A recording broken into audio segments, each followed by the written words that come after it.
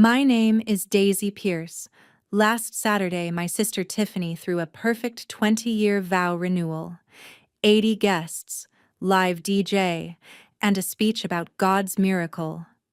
I wasn't invited, but she made damn sure my 16-year-old daughter sat at the head table like a trophy, because nothing proves you're the saint like forcing everyone to stare at the bastard child of the worthless slut who got blackout drunk, fucked her boyfriend, and ruined the family, and was too wasted to even remember it. 16 years I believed I was that disgusting woman. Then my daughter found something that shattered the story my sister wrote for me, and that's when my entire life caught fire. Before we get into this, if you're new here, please take a moment to like and subscribe. It helps more than you know. And while you're at it, drop a comment telling me where you are watching from and what time it is where you are. I love reading every single one.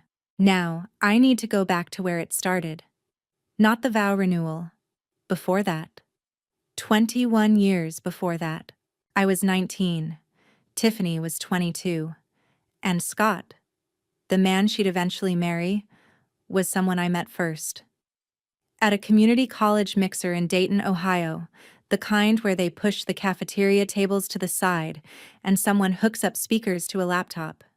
I was studying early childhood education. Scott was finishing a trades program. He had bad coffee and worse jokes, and he asked me to dance like it was 1957. We were together for a year. Not the dramatic kind of together, the quiet kind. Studying on the couch with our socks touching, splitting grocery runs. He fixed my bathroom faucet on a Saturday, and I made him frozen pizza as payment. Megan, my roommate, used to call us the old married couple. She meant it as a joke. It was the most accurate thing anyone ever said about us. I brought him home to meet my family in the summer. A Sunday dinner at the house on Wexford Lane. Tiffany was at a work conference in Cleveland, so it was just me, Scott, Brenda, and Gerald. Brenda made pot roast. She asked Scott if he liked baseball. He said he was a Reds fan. She said, "Well, at least he's honest." Gerald laughed. It was one of the last times I remember my father laughing at our table. I was proud. That's the part that matters.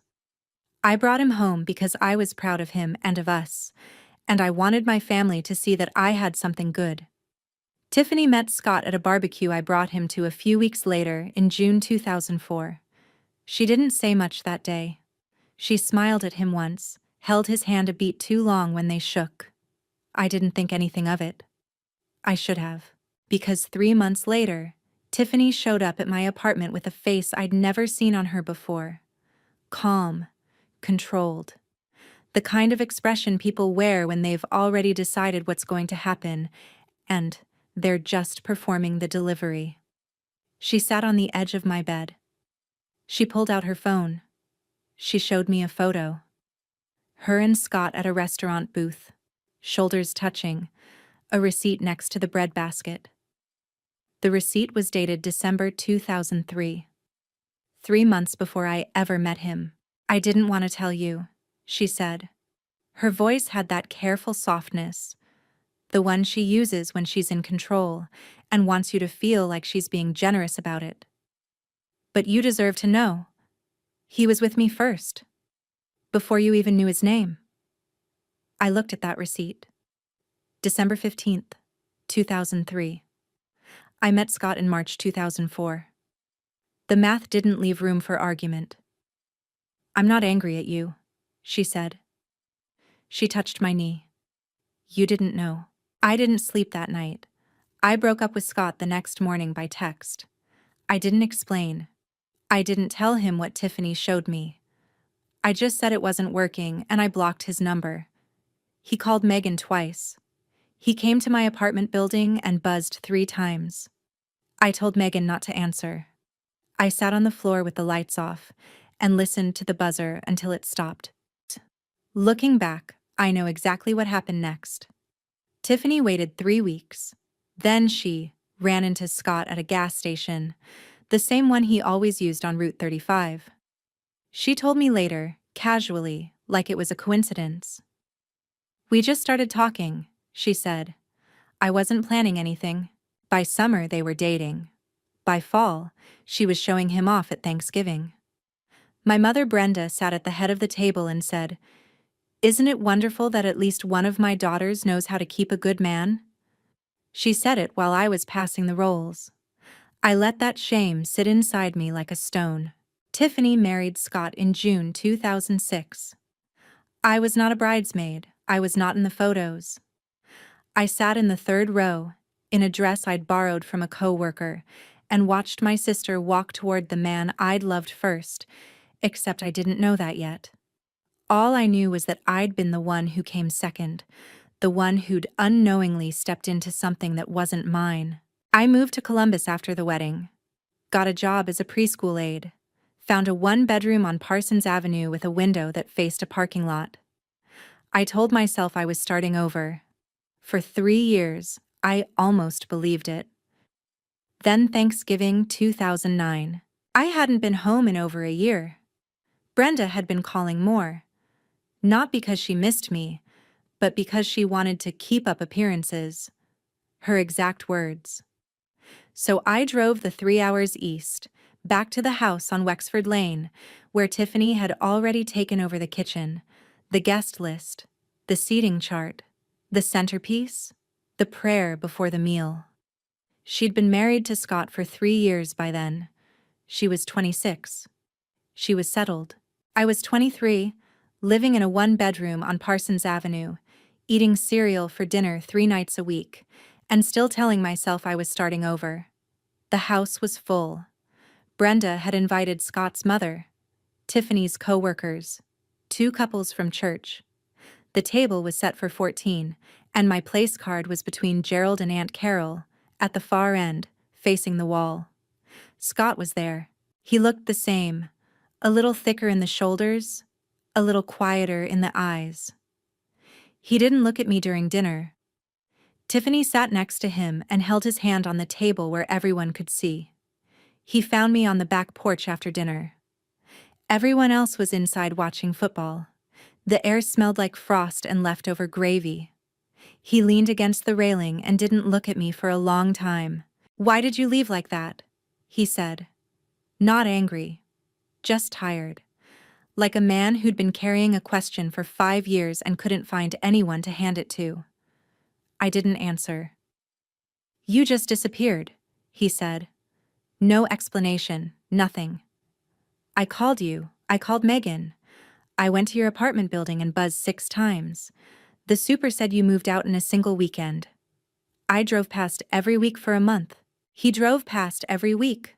For a month? I didn't know that. In my version of the story, he moved on easily.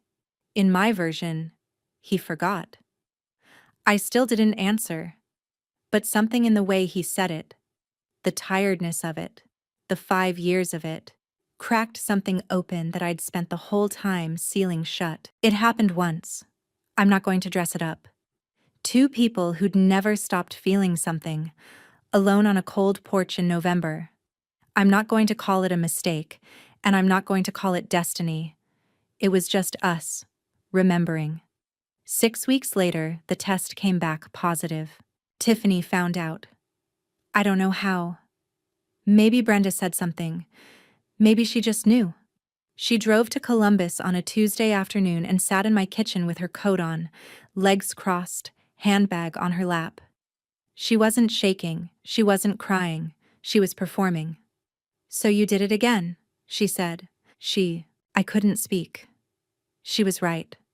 Or at least, I believed she was right. I had dated her boyfriend without knowing, and then I had slept with her husband knowing exactly who he was. Twice. 2 strikes. No defense. "I'm not going to tell the family," she said. Her voice was church quiet. "But I need you to understand something. That baby is not Scott's." I blinked. "What?" "You told me yourself. Last year, at the 4th of July party. You said you were seeing someone in Columbus. A guy from your building." I didn't remember saying that. I wasn't seeing anyone, but I was pregnant. ashamed, and sitting across from my older sister who had been right about everything so far. My memory against hers wasn't a fair fight. "I'll handle Scott," she said. "I'll tell him the baby isn't his. He doesn't need to be dragged into your mess." She stood up, buttoned her coat, smoothed the front of it with both hands, a gesture so deliberate it looked rehearsed. She didn't look upset. She looked like a woman completing a task. "I've already forgiven you for the first time," she said. "I can do it again. But you need to stop, Daisy, for everyone's sake." She left. She didn't slam the door. She closed it softly. That was worse. I sat in that kitchen for an hour. I didn't cry. I just sat there, hands on my knees, and felt the last piece of whoever I thought I was fall somewhere I couldn't reach.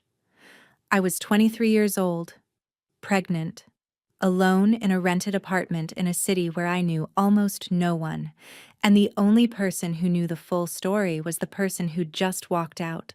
Or at least, that's what I thought. I thought Tiffany knew the full story. I thought I was the problem. It would take 16 years for me to understand that the full story didn't belong to her. She'd written it. She'd just made sure I didn't have a copy. Within a week, everyone knew. Not because I told them, because Tiffany did. She told Brenda over the phone, Sunday morning, between church and brunch. She told our aunt in Michigan by text. She told Gerald, sitting in his recliner on Wexford Lane. Brenda called me on a Thursday night. She didn't say hello. "How could you do that to your sister?" she said. "After everything she did for you. Forgiving you the first time, letting you come to her wedding, acting like nothing happened. And you go and do this?" I didn't defend myself. There was nothing to defend in my version of the story. "Your father won't even look at your picture," she said. I had to take it off the mantel. Gerald never called me about it. He never called me about anything. He was the kind of man who expressed his opinions by what he didn't say. He died 3 years ago, in that same recliner. I went to the funeral. Tiffany organized the catering. Brenda sat in the front pew and said, "At least your father never had to deal with all this publicly." She said it at his funeral. About me. I had Haley alone at Mount Carmel East, room 4112, on a March Wednesday. 14 hours of labor. No one from my family came. The nurse who stayed with me was named Deb. She was in her 50s, the type who calls everyone hon and means it. She was the first person to hold Haley after me. Tiffany sent flowers, white lilies. The card said, "Thinking of you and the little one. T." I kept that card in Haley's baby book for years. I thought it was kindness. It wasn't until much later that I understood what the card really was. Not generosity. A signature at the bottom of a contract I didn't know I'd signed. I raised Haley in Columbus, finished my degree, got certified, became a lead preschool teacher at Bright Horizons Academy on East Broad Street. I taught 3- and 4-year-olds how to share, how to say sorry, how to believe they mattered. Every morning I'd kneel down to some kid's eye level and say, "You are enough." Every night I'd sit in my apartment and know it wasn't true about me. There's a cruelty to spending your days telling small children they are worthy of love when you've arranged your entire life around the belief that you aren't. I was good at my job. The parent said so. My supervisor said so. The kids said so, in the way 4-year-olds do. By running to the door when they see you. By bringing you drawings of houses with 2 sons. By falling asleep on your shoulder during quiet time. I was trusted with other people's children. I just couldn't trust myself with the truth about my own. Haley grew up asking questions I couldn't answer. The first one came when she was 5. "Mommy, who do I look like? I don't look like you." I told her she looked like her grandmother. It wasn't true, but it was easier than looking at my daughter's face and tracing the jawline back to the man I was forbidden to think about. By 8, she stopped asking about resemblance. By 12, the questions got sharper. "Why don't we ever go to Auntie Tiffany's for holidays?" Because I wasn't invited, And when I sat at the end of the table and listened to Brenda tell people how well Tiffany was doing while Tiffany touched Scott's arm and said things like, "We're so blessed." Once, at Easter, Scott and I ended up alone in the kitchen for 30 seconds, refilling water pitchers, and Tiffany appeared in the doorway so fast I thought she'd been watching on a camera. "Why don't I have a dad?" "Because the man who might be your father was told you weren't his, and I was too ashamed to argue, because I believe the lie more than I believe myself." Tiffany called every year on Haley's birthday, not to wish her happy birthday, to check. "How's she doing?" she'd ask, voice soft, careful. "Does she ever ask about her father?" "No," I'd say. "Good. That's probably for the best." And then the line she never forgot. "You know I forgave you a long time ago, right? We're past all that." She said it every year, like a password, like a lock she was checking. I never pushed back, because pushing back meant admitting what I'd done. And what I'd done, what I believed I'd done, was the kind of thing you carry forever and never set down. I taught Haley one rule above all others: don't be like me. I never explained what that meant. She learned to stop asking. Then, 3 weeks before the vow renewal, an invitation arrived. Cream-colored cardstock, gold embossing, hand-addressed. Haley's name in calligraphy, not mine. "Tiffany and Scott invite you to celebrate 20 years of love and commitment. We would love you to be part of our family celebration." Our family. Haley held the invitation and looked at me. "She invited me but not you?" "That's how it works with us," I said. "That's not how anything works, Mom." She set the invitation on the counter. She was quiet for a minute. Then she said the thing that started everything. "Mom, is her husband my dad?" The kitchen went very still. "Why would you ask that?" "Shh. I Googled him," she said. "I found his Facebook." "Mom, I have his jawline, I have his ears. I have that same weird dent above my left eyebrow." She touched it. "You always said I got that from Grandma." I put down the dish towel. "I don't know for sure," I said. And then I told her. All of it. The version I believed. That I'd unknowingly dated my sister's boyfriend. That years later I'd slept with my sister's husband. That Tiffany said the baby wasn't his. That I wasn't sure of anything except that I'd destroyed my own family twice. Haley listened without interrupting. When I finished, she didn't look disgusted. She looked like a girl who'd just decided something. "Then I'll find out," she said. "If your 16-year-old daughter asked you point blank who her father was, would you tell her the truth? Or the version you'd been living with?" 3 days later, Haley ordered a home paternity test kit from Amazon. $29. She didn't ask permission. She just set the brown mailer box on the kitchen table and said, "I need a sample from him." "How?" "Auntie Tiffany invited me to dinner this weekend. I'll figure it out." She went. She wore a nice dress. She sat at Tiffany's dining room table in the house on Wexford Lane and ate chicken piccata on the good plates. Tiffany was in full performance.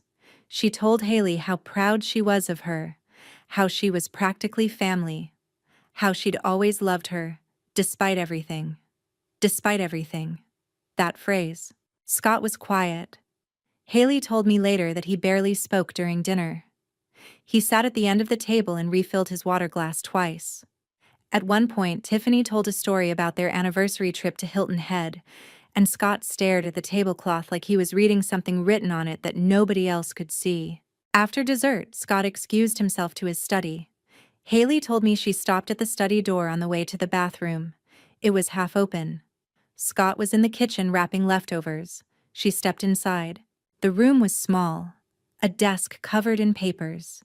Invoices, utility bills, a small calendar with nothing written on it. A shelf on the wall with framed photos. But different from the rest of the house. In the living room, the dining room, the hallway, every frame was upright. Tiffany's photos, Vacations, holidays, their life arranged in matching silver frames like a museum exhibit of a marriage. But on the shelf in Scott's study, one frame was lying face down. Every other frame in the room was standing. This one was flat on its back, like someone had turned it over deliberately and never picked it back up.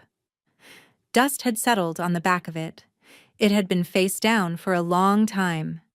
Haley didn't touch it. Not then, but she told me about it in the car, with the weight of someone delivering evidence. Every other frame in the house is standing up, she said. This one was flat on its back, like someone turned it over years ago. And Mom, it was the only thing in that room that felt like his.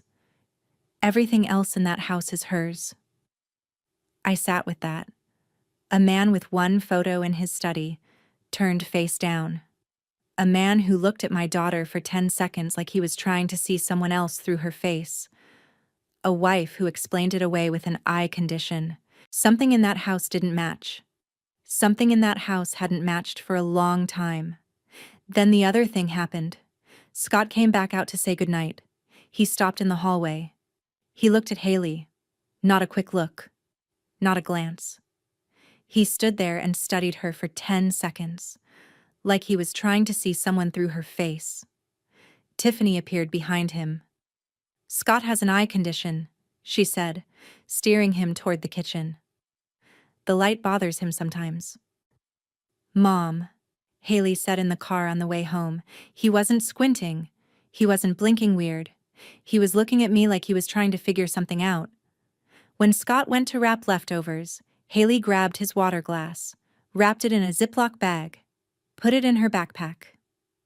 The next morning, she swabbed the glass, swabbed her own cheek, sealed both in the prepaid envelope, and dropped it at the UPS store on Hamilton Road. Results in 10 to 14 business days. We had 2 weeks. I didn't sleep much those 2 weeks. Something was pulling at me, a thread I hadn't touched in 21 years. The receipt? December 15th, 2003. Tiffany and Scott at a restaurant. The date that proved he was hers before he was mine. The date that had rewritten my entire history in a single glance. I'd never questioned it. Not once, in 21 years. Because when your older sister shows you a receipt with a date on it and tells you the man you love was hers first, and when your mother confirms it by treating you like a traitor, and when the entire family reorganizes itself around that story, you stop questioning.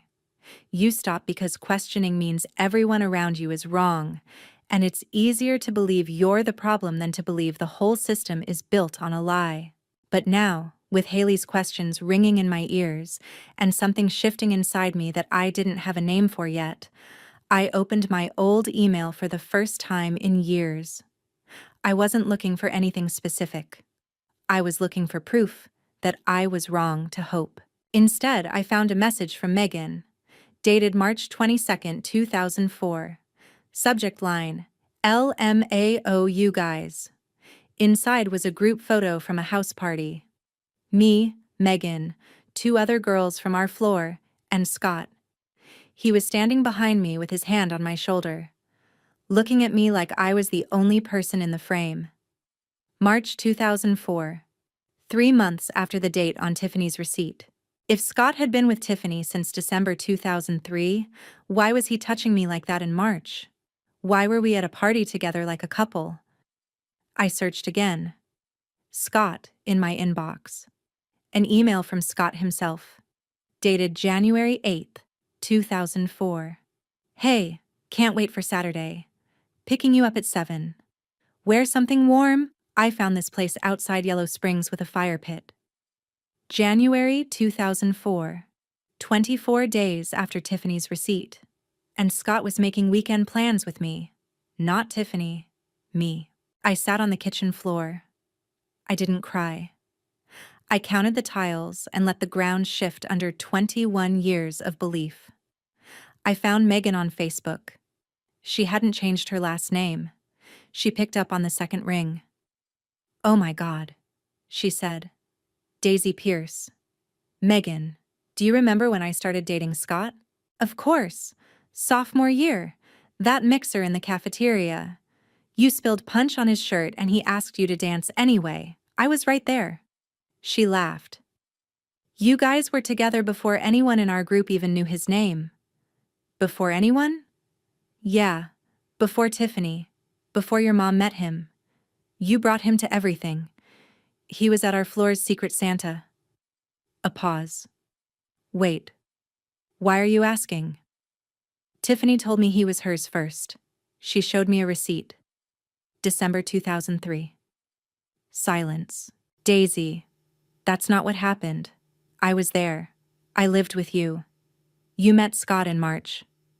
Tiffany didn't know he existed until that barbecue. June.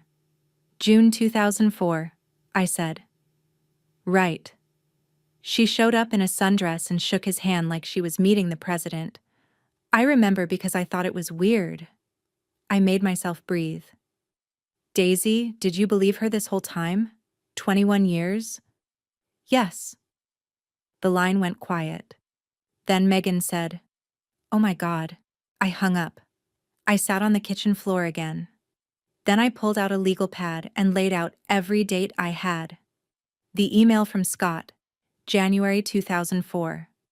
The group photo, March 2004. The receipt, December 2003. The barbecue, June 2004.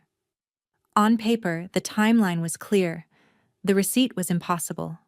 There was no version of events where Tiffany and Scott had been together in December 2003, unless the receipt was faked.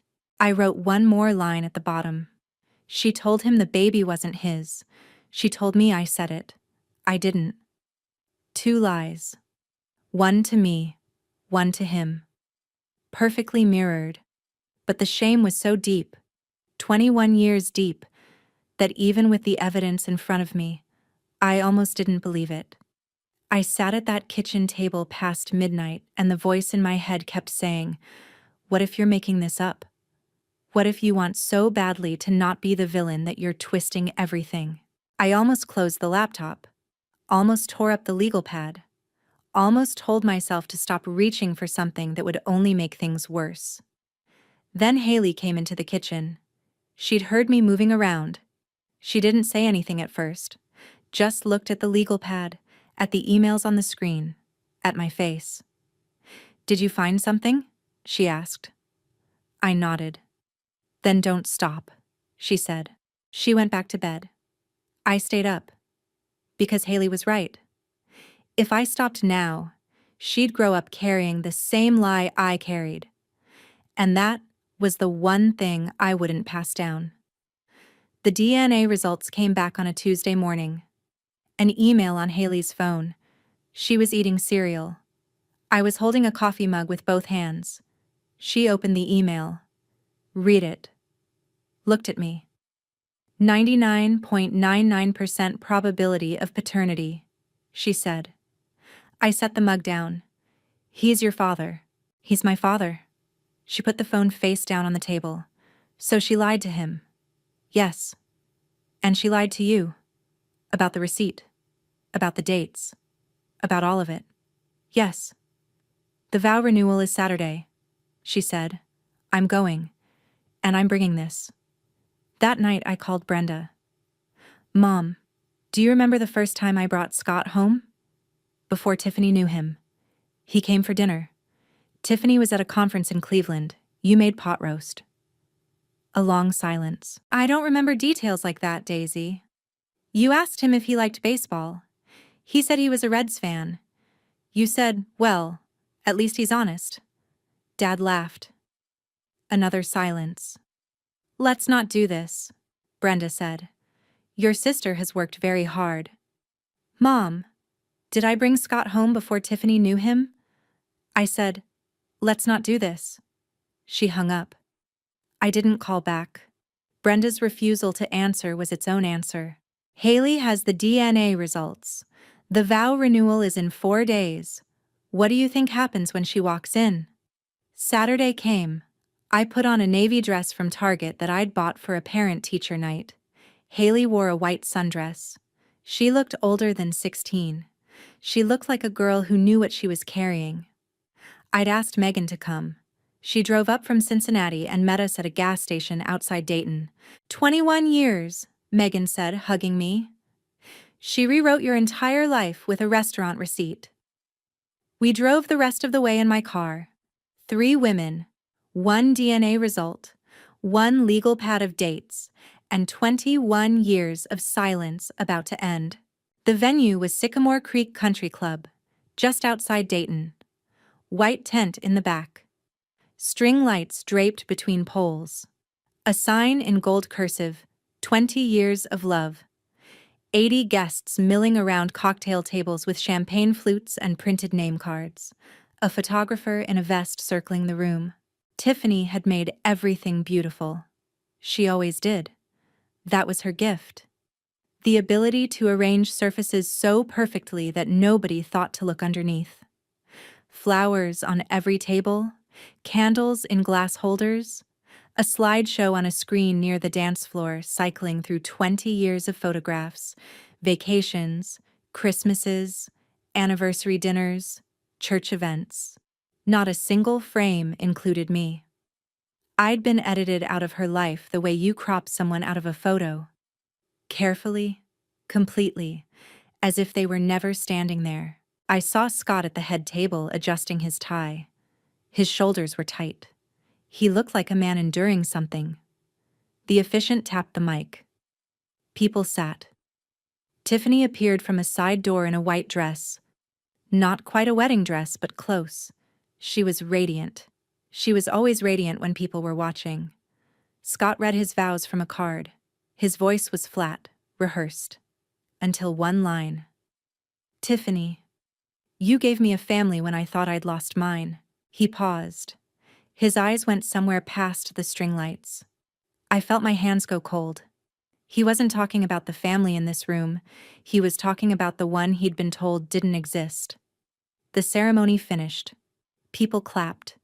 The DJ played something soft. Tiffany found me.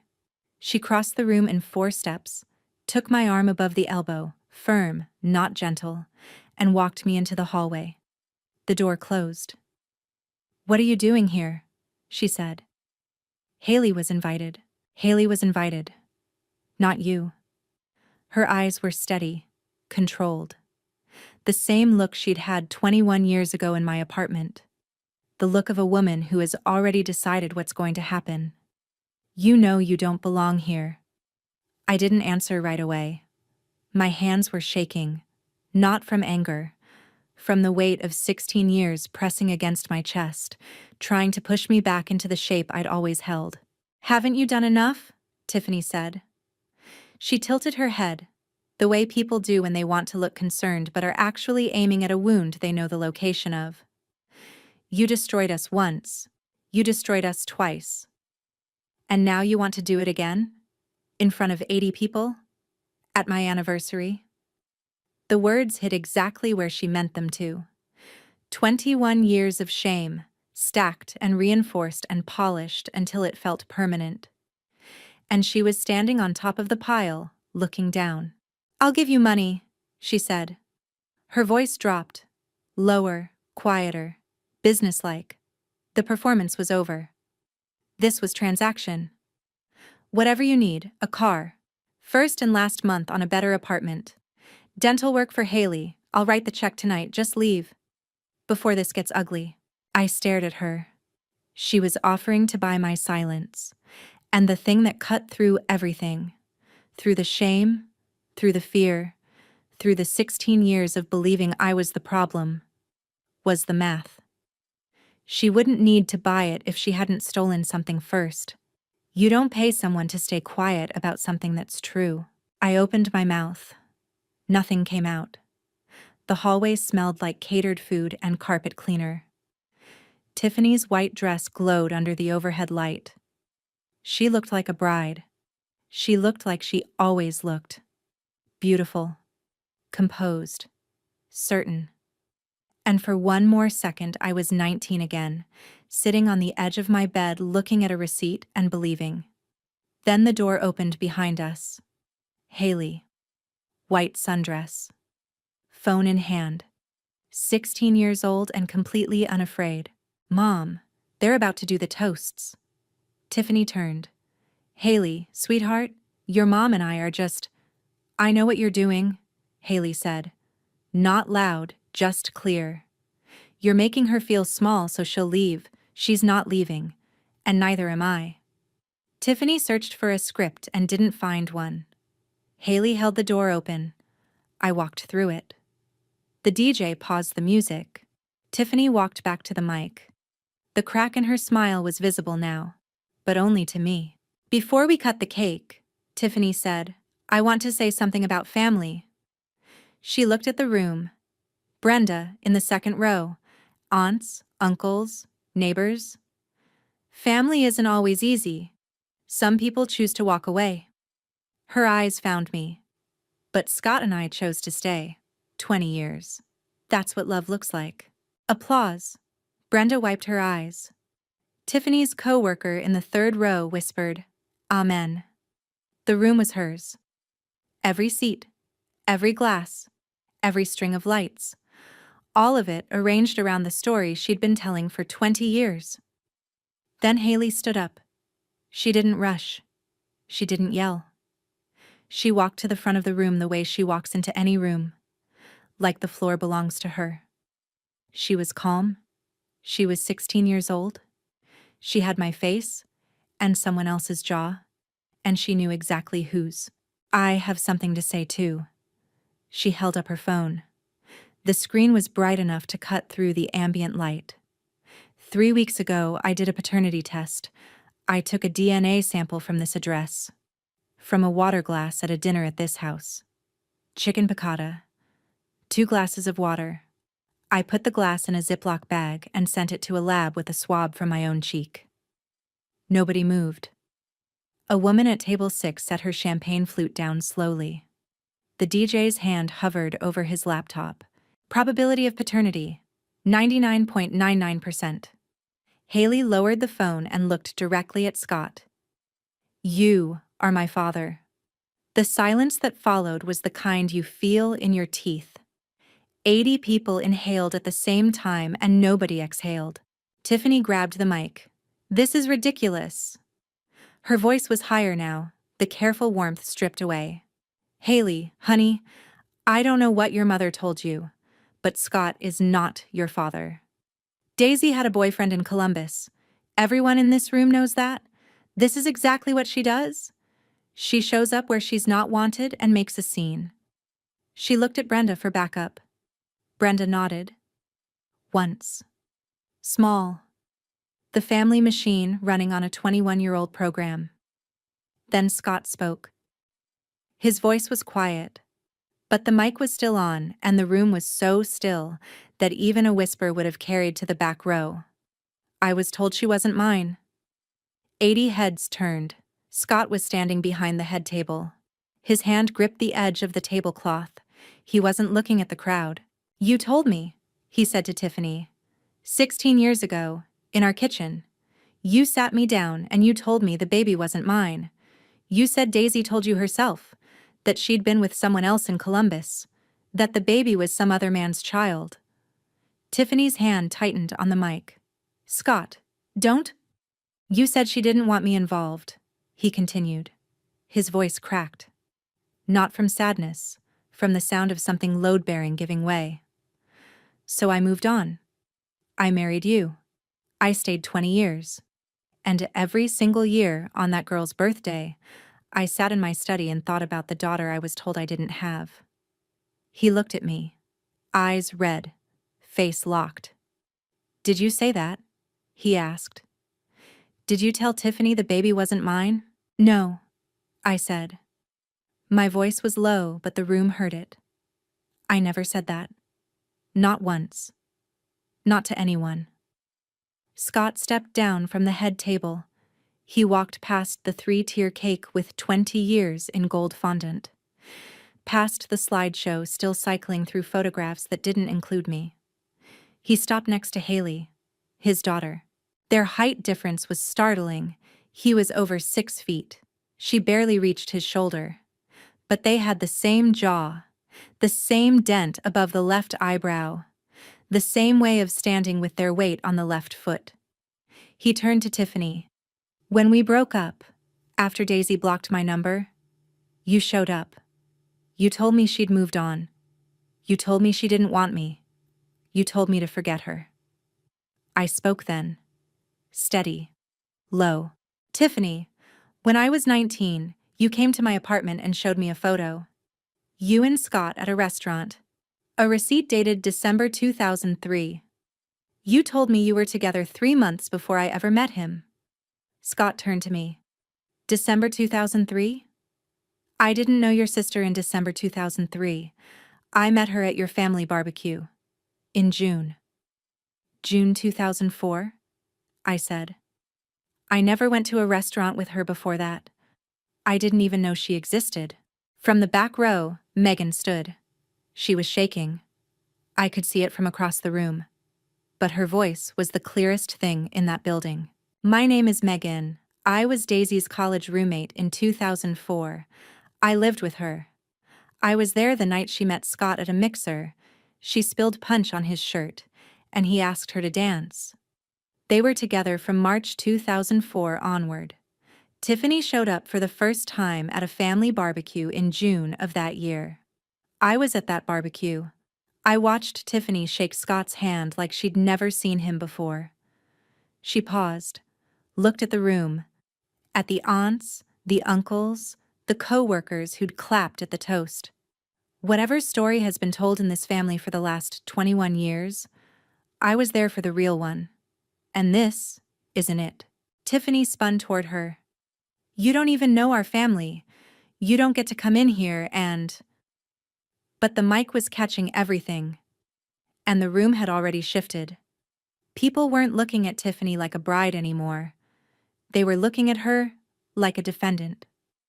Mom, Tiffany said. She turned to Brenda. The words sounded different now. Panicked, grasping, the voice of a woman who has run out of doors. Mom, tell them. Tell them what Daisy did. Brenda sat in the second row. Her hands were in her lap. The ceremony program crumpled between her fingers. Her mouth opened. Closed. Opened again. Mom. Louder, almost a shout. Brenda said. She looked at me. She looked at Tiffany. She looked at the floor. I didn't know for sure. 5 words. But they landed like a verdict. Because Brenda had spent 16 years being sure. 16 years of, your sister has been through enough. 16 years of, how could you do that to her? 16 years of choosing a side and enforcing it with every holiday, every phone call, every photo on the mantle. And now, in a room full of 80 people who'd been told the same story, she said she didn't know. I stood where I was, next to my daughter, across from my sister. And I said the thing I'd carried for 21 years. You didn't just take him from me. You made me believe I was the kind of person who deserved to lose him. I raised my daughter alone. I worked nights. I skipped meals. I taught her every single day not to be like me. I stopped. Made myself breathe. And there was nothing wrong with me. The room held still. Scott pulled the vow renewal ring from his finger, set it on the white tablecloth. A small sound. A tap. A period. We're done, he said. He turned to Haley, eyes red, voice steady. I'm sorry I didn't look for you sooner. Haley, my daughter, 16, in a white sundress in a room of strangers, looked at the man who was her father. You didn't know, she said. Tiffany stood at the head table, mic in hand, slideshow still playing, 20 years of photographs, 80 guests, string lights, a sign in gold cursive, and not a single person looking at her. I walked toward the door. Haley beside me. Brenda caught me in the parking lot. She was fast for 62. Her heels clicked on the asphalt like a clock running out. Daisy. Wait. I stopped. Haley kept walking toward the car. She knew without being told. Smart girl. Even if all that's true, Brenda said. She was breathing hard. The ceremony program was still in her hand, crumpled now, gold ink catching the parking lot light. Even if every word of that is true, it doesn't change what happened at Thanksgiving. You slept with your sister's husband. That happened. That's real. No DNA test changes that. I looked at my mother. She was standing under a sodium light in a church dress and clip-on earrings, holding on to the one piece of the story that still made me the villain. Because if that piece held, she could still be right. She could still be the mother who made the right call. "You're right, Mom," I said. "What happened at Thanksgiving happened. I saw the man I loved for the first time in 4 years. He asked me why I disappeared. And I didn't have an answer. Because the only answer I had was the one Tiffany gave me. That he was hers first. That I was the one who didn't belong. That I was the homewrecker." Brenda didn't speak. Her chin was trembling. The program in her hand shook. "He wasn't hers first," I said. "He was mine. She took him by showing me a fake receipt and telling me I was a homewrecker. When I got pregnant 4 years later, she told him the baby wasn't his. She told me I'd said things I never said. She told you I was damaged goods." I stopped. Made myself steady. "And you believed her. For 16 years, Mom. You believed her. You took my picture off the mantle. You sat at Gerald's funeral and told me he was better off not knowing. You called me every Christmas and asked about the weather but never once asked about my daughter. I didn't know. You didn't ask. There's a difference." Brenda's eyes were wet. Her chin trembled harder. "I should have asked more questions," she said. Her voice was small, the smallest I'd ever heard it. Smaller than the woman who'd raised us, smaller than the woman who'd told me how to sit and what to wear and who to apologize to for 20 years. "Yes," I said. "You should have." I waited. Not for an apology. I'd stopped expecting those from my family a long time ago. I waited because I needed to say the next part standing up, looking her in the eye, with both feet on the ground. "If you want to know your granddaughter," I said, "you come to me, not through Tiffany, not with Tiffany's version. You come to my apartment in Columbus and you sit at my kitchen table and you ask me what happened, and you listen to my answer. That's the only way this works from now on." She stood there. The light buzzed. Somewhere behind us, inside the country club, 80 guests were deciding what they'd just witnessed. Brenda didn't nod. She didn't argue. She just stood. I turned and walked to the car. Scott caught up before I started the engine. Tie loosened. Jacket off. He came through the parking lot at a half jog, the way men run when they're not sure they have the right to follow. He stopped a few feet from the car. Haley was in the passenger seat. The window was down. He looked at Haley first. Studied her the way he had at that dinner. But this time he wasn't confused. This time he knew what he was seeing. His daughter. The one he'd been told didn't exist. The one who'd existed anyway for 16 years. In a one-bedroom apartment in Columbus. Raised by a woman who worked nights and skipped meals and never asked him for a dime. Because she'd been told he wasn't the father, and she believed it. "I should have questioned it," he said. His voice was low, scraped raw. 16 years. She told me one thing, and I just accepted it. I didn't push. I didn't call you. I didn't show up at your door and ask. He trailed off. His jaw worked. "I just stayed." "She told you something and you believed her," I said. "She told me something and I believed her. We both did. That's what she was counting on." "I think about that night on the porch," he said. "Thanksgiving. You didn't answer when I asked why you left. Was it because you thought I'd been with her first?" "Yes." He closed his eyes, let out a breath that sounded like it had been stored in his chest for 17 years. "I never touched your sister before you left," he said. "Not once. I didn't know her. I didn't choose her. I chose you." He opened his eyes. And when you disappeared? When you blocked my number and moved and left no trace? She was just there. Telling me you didn't want me. Telling me I should move on. Telling me you were already seeing someone else. She had answers for everything. And I was 23 and heartbroken, and I believed every word. Two people in a parking lot on a Saturday night. Two lies told in two different rooms. 21 years ago. And for the first time, neither of us was carrying the wrong version. I didn't touch him. He didn't touch me. There was too much broken between us for that. Too much time. Too many years of silence. Too many birthdays spent wondering. But there was something else. A clearing. Small. Raw. The space that opens up when the truth finally lands, and the weeds haven't grown over it yet. Scott looked at Haley through the open window. "Can I know you?" he asked. Not demanding, not assuming. Asking, the way you ask permission to enter a room that might not be yours. Haley looked at him, at the jaw that matched hers, at the dent above his left eyebrow. "That's why I came," she said. He nodded, stepped back, put his hands in his pockets. I started the car. The drive home was 3 hours. Haley fell asleep past Springfield. I kept the radio off. I drove in silence through the dark Ohio flatlands and let myself do something I hadn't done in 16 years. I thought about who I actually was. Not Tiffany's version. Not Brenda's. Not the woman who ruined her family. Not the single mom who worked nights and skipped meals as penance for a sin she'd committed twice.